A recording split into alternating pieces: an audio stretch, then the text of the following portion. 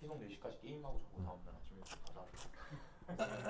소울라이츠가 진짜 저번에 진짜 저번에 매트리스라고 지랄했어요. 아그 짝가려가지고 진짜 소울라이츠 그때 재밌었어. 자, 보자. 방송방송 진짜 방송 방법 어떻게 하지? 나안할 거야. 자, 앞서 적분을 이용해서 반응 속도를 분석했잖아요. 그래서 이제 몇 차 했어요. 1차, 2차, 3차 뭐 이렇게 세 가지를 했잖아요. 그러면 3, 4, 5차는 없어요. 없어요. 그래서 3차 반응 정도가 인류 역사상 한 두 개 정도가 알려진 게 있고 4차 이상은 한 번도 발견된 적이 없어요.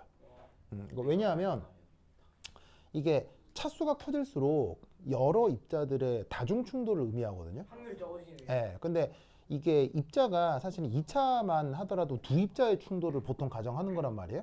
3차가 넘어가면 세 입자, 네 입자의 충돌이 벌어져야 되는데 분자라고 하는 게 눈에 보이지도 않을 만큼 작잖아요. 그런 애들이 동시에 다중 충돌을 한다? 아주 확률이 떨어지기 때문에 자연계에는 사실 3차 이상의 반응은 거의 나타나질 않아요. 그래서 차수 연구는 2차까지만 하고 굳이 뭐 3차 이상을 하고 싶다고 하면 그건 개별적으로 같은 방식으로 해주시면 돼요. 그죠? 그래서 이제 차수에 대한 연구는 0차, 1차, 2차밖에 없어요. 그죠? 더 이상 없습니다. 그래서 거의 대부분의 반응은 이 세 개 중에 하나에 들어갑니다. 자, 그래서 이제 그 다음 해볼 게 바로 리액션 미케니즘이라고 하는 건데 이 속도론 연구의 또 하나의 또 굉장히 중요한 부분입니다. 아마 이번 시험에도 뭐 자세히 나올 텐데. 자, 그럼 리액션 미케니즘을 연구한다라고 하는 것은 무슨 의미냐? 이거예요. 어떤 반응에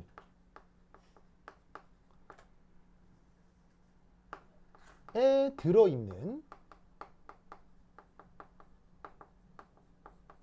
단일 단계의 반응.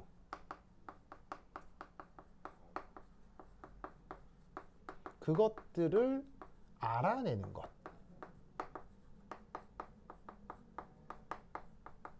그것이 반응 미케니즘을 연구한다라는 말의 뜻이에요. 자, 그러니까는 예를 들어 아까 단일 단계 반응을 슬쩍 얘기했는데 얘네들은 그냥 뭐라고 그랬어요? 한 번에 진행되는 반응을 단일 단계 반응이라고 했었죠. 이 단일 단계 반응을 그 영어로 뭐라고 부르냐면 elementary reaction이라고 합니다. 그래서 보통의 반응은 저런 단일 단계 반응이 몇 개가 엮여 있는 그 다단계 반응이라고 생각을 하는 거예요. 그래서 단일 단계 반응이 아니면 다단계겠죠. 단일 단계 반응이 몇 개 엮여 있는 걸 다단계라고 하는 거예요. 그러면 그냥 눈으로 봤을 때 그냥 어떤 반응물이 있고 생성물이 있다. 이것만 사실 사람이 관찰이 되지 얘네들 안에서 누가 누구랑 충돌해서 그 다음 단계가 어떻게 가는지를 밝혀내는 건 쉬운 문제가 아닌데 그 각각의 단일 단계를 밝혀내는 걸 미케니즘 연구를 한다라고 얘기를 하는 거예요. 그럼 이제 이 연구에 그 몇 가지 이제 테크닉들이 필요하겠죠. 자, 그래서 이제 이런 것들을 알아두셔야 됩니다.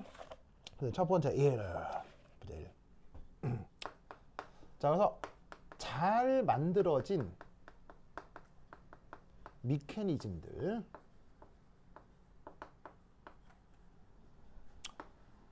공통된 성격이 있습니다. 그래서 어떤 반응에 그 연구를 해가지고는 단일 단계 반응들이 어떤 게 있다라고 알아냈다라고 치자 이런 말이죠. 그리고 그 연구가 꽤 잘 됐다고 치자 이런 말이죠. 그러면 그 잘된 연구에서 나타난 그 성격들이 뭐냐를 하나하나 살펴볼 텐데 우선 첫 번째 1. 뭐가 나타나느냐? 제한된 그 단일 단계 반응들.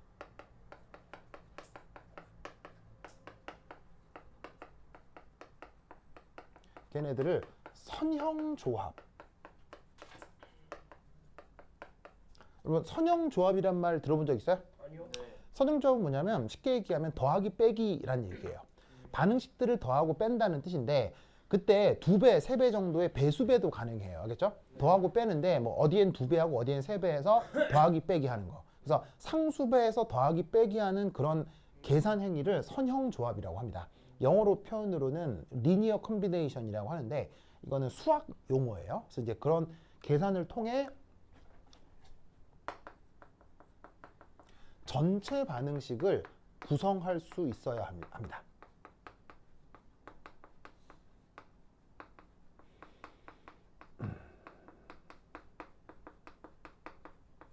이 말은 어떤 상황에서건 질량 보존이 성립해야 된다는 얘기예요.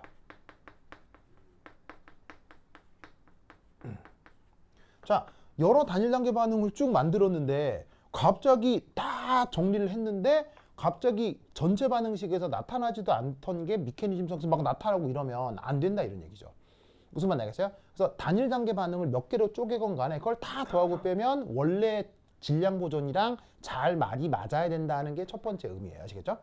자, 그 다음 두 번째 두 번째 이는 요거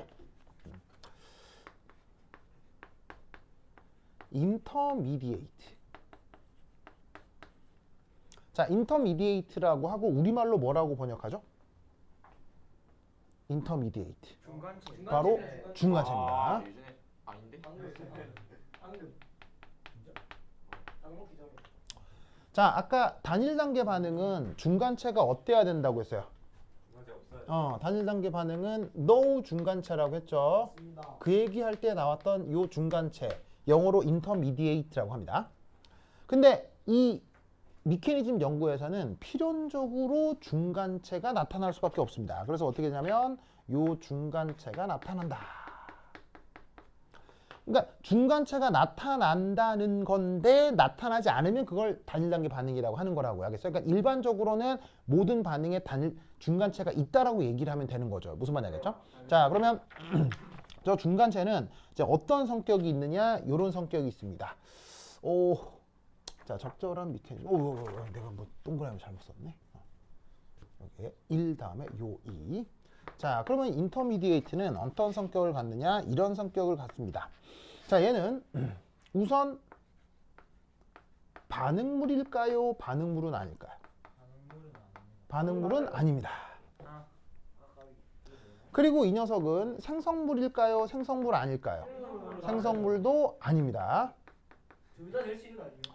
그래서 중간체는 절대로 반응물도 아니고 절대로 생성물도 아닙니다. 그럼 이 말은 무슨 말이냐면 전체 반응식상의 오른쪽에 나타난다 안 나타난다? 안 나타납니다. 전체 반응식상 왼쪽에 나타난다 안 나타난다? 안 나타납니다. 아시겠어요?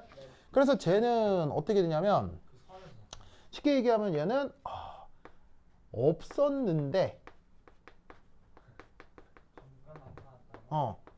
나타났다 사라지는 녀석입니다. 이런 성격을 갖는 게 바로 반응 중간체입니다. 그러니까 우리의 일상 용어로 쓰자면 이렇다는 거예요. 처음에는 없었어요. 근데 갑자기 뿅 나타났다가 끝날 때쯤에 샥 없어져요. 알겠죠? 이런 성격을 갖는 게 바로 반응 중간체다. 알겠죠? 자, 그런데 이 반응 중간체는 어떻게 된다? 연구자의 직관으로 제시됩니다. 반응물들이 충돌을 해서 이 반응물들의 구조를 보니까 이쪽 결합이 좀 약한 것 같아. 그럼 이게 뚝 끊어지고 그 다음에 이런 게 만들어지는 게 아닐까라고 연구자가 제시하는 거예요. 무슨 뜻인지 아시겠죠? 자, 그래서 연구자의 그 어떤 직관이 아주 그대로 들어있는 게 바로 뭐냐면은 반응 중간체인데 이 녀석은 어떻게 된다? 직관적으로 제시되지만 놀랍게도 이 녀석은 이 구조적으로 안정성이 상대적으로 작은 편입니다. 그래서 어떻게 되냐면 직관으로 제시되지만 실제 검출되기가 어떻게 될까요?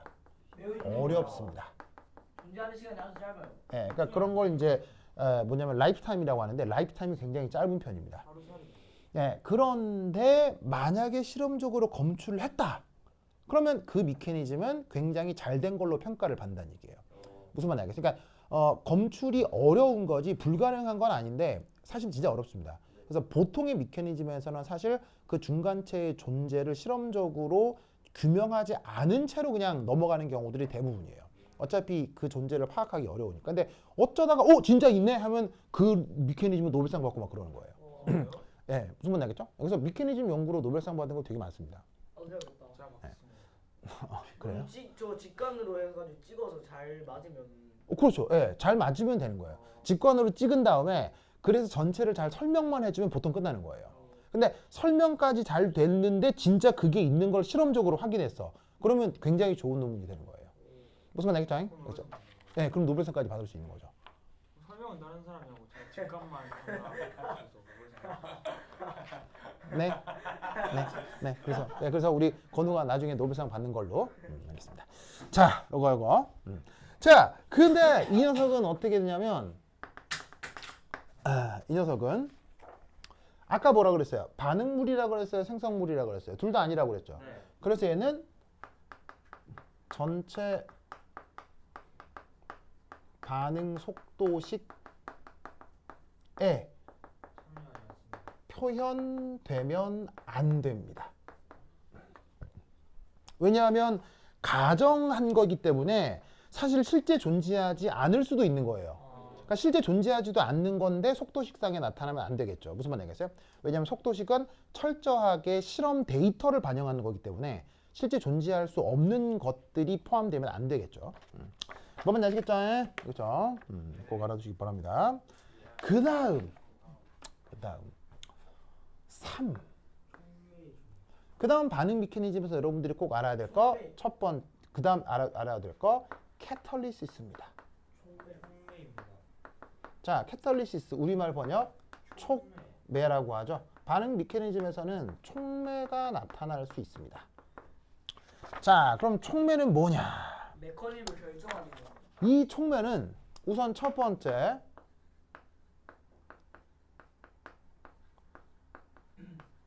반응물도 아니고 생성물도 아닙니다. 알겠죠? 반응물도 아니고 생성물도 아닙니다. 그런데 묘하게도 이 녀석은 시계도 있고 생성물 시계도 있어. 처음부터 그냥 있습니다. 그냥 있습니다. 처음부터 그냥 있습니다. 처음부터 그냥 있고 반응이 끝난 후 그대로 남아있어야 돼. 그 질량이 그대로 보존됩니다. 즉 뭐냐면 촉매는 그냥 계속 있는 거예요. 계속 있는데 그 질량이 변한다 안 변한다? 거시적으로 봤을 때는 질량이 절대 안 변하는 겁니다. 무슨 말인지 알겠어요? 네.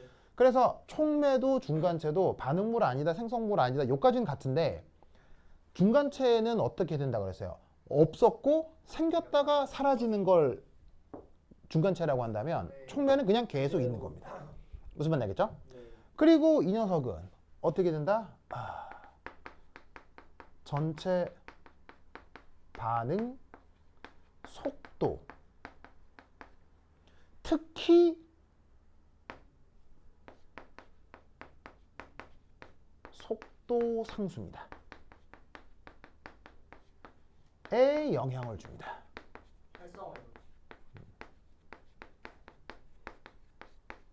그래서 전체 반응 속도에 영향을 준다고 할 수도 있고 반응 속도 상수에 영향을 준다고 할 수도 있습니다. 무슨 뜻인지 아시겠죠? 알겠죠? 그러면서 이 촉매는 이 촉매가 있을 때와 없을 때를 비교했을 때 전체 반응 경로를 메커니즘이 바뀝니다. 바꿀 수도 있습니다. 그래서 촉매가 있기 전후의 메커니즘이 완전 달라질 수도 있습니다. 알겠죠? 질문이 있습니다. 네. 촉매라는 게요. 그냥 예를 들어서 장소만 반응 장소만 제공해주는 그런 촉매도 있잖아요. 그건 용매라고 하죠. 그러니까 어쨌든 약간 반응에 아예 참여 안 하는 게 있고 참여를 하긴 하는데 그냥 원래 있던 만큼 다시 그대로 나오는 촉매도 있잖아요. 모든 촉매는 반응에 관여합니다. 모든 촉매는 반응에 관여합니다. 관여하는데 지금 이제 그 뭐냐면 누구냐 무현이가 얘기한 건 뭐냐면 균일 촉매, 불균일 촉매라고 하는 개념입니다. 균일 촉매는 뭐냐면 진짜 반응 되도록 그 스스로의 변화가 일체 없습니다. 그냥 그대로 있습니다. 그대로 있는데 보통 그런 촉매는 고체 타입이고 고체의 표면에서 다른 것들이 반응하게 해줍니다. 그러니까 이제 뭐 이 얘기하자면 너무 길긴 하지만 이제 뭐 어떤 경우가 있을 수 있냐면 예를 들면 수소기체 같은 거. 수소기체가 관여하게 되면 기본적으로 반응 속도가 억수로 느려지거든요. 왜냐하면 수소와 수소 원자 사이의 결합력이 너무 강하기 때문이에요. 근데 금속 촉매 같은 걸, 전이금속 같은 걸 쓰면 걔네들이 금속 촉매 표면 위에 들러붙은 다음에 수소와 수소 원자 사이의 결합이 살짝 해리가 돼요. 그래서 그 위에 반응이 잘 진행되게 해주거든요. 그래서 단순히 그 표면을 빌려주는 것 외에 그 물질의 전이 상태의 구조를 살짝 바꿔줘요. 그래서 그런 역할을 하는 걸 불균일 촉매라고 해요. 왜냐하면 상태 자체가 고체이기 때문에 그냥 사람 눈에 조그만 금속 조각으로 보인단 말이에요. 근데 보통 화학 반응은 액체상에서 용매상에서 벌어지니까 액체 용매상에서 이 조그맣게 넣어준 금속 조각이 사람 눈에 구분되어 보이므로 불균일하게 보이겠죠. 그런 촉매를 불균일 촉매라고 해요. 근데 어떤 촉매가 있냐면 완전 용매에 완전히 섞여버리는 촉매가 있어요. 완전히 섞여버리면 그 안에서 진짜 반응이 완전 직접적으로 개입하는 거예요. 직접적으로 개입을 해서 반응물에 실제로 그 촉매로 넣어준 물질이 들러붙어 가지고는 반응물의 구조나 전자 밀도를 살짝 바꾸거나 막 그런 일을 하는 거죠. 근데 최종적으로 반응이 끝나버리고 나면 어떻게 되냐면 다시 원래 모습으로 돌아와서 질량이 보존되는 거 마찬가지예요. 그래서 이제 촉매는 그렇게 크게 두 가지로 봐요. 불균일 촉매, 균일 촉매 이렇게 보는데 여러분들이 유기화학을 직접적으로 배울 때 그게 두 개가 어떻게 구분되는지 확실하게 배울 수 있는데 지금은 그냥 뭐 그냥 촉매다 뭐 이런 식으로만 알아두시면 됩니다. 알겠죠? 상으로 구분되는 사라냐? 상. 보통 그렇죠. 그래서 균일, 불균일이라는 말은 상태에 대한 구분이니까 상태에 따라서 그렇게 이제 개념을 만들어 냈겠죠. 자, 그래서 전체 반응 속도에 영향을 주고 그래서 어떻게 되느냐 얘는 이 촉매는 전체 반응 속도식에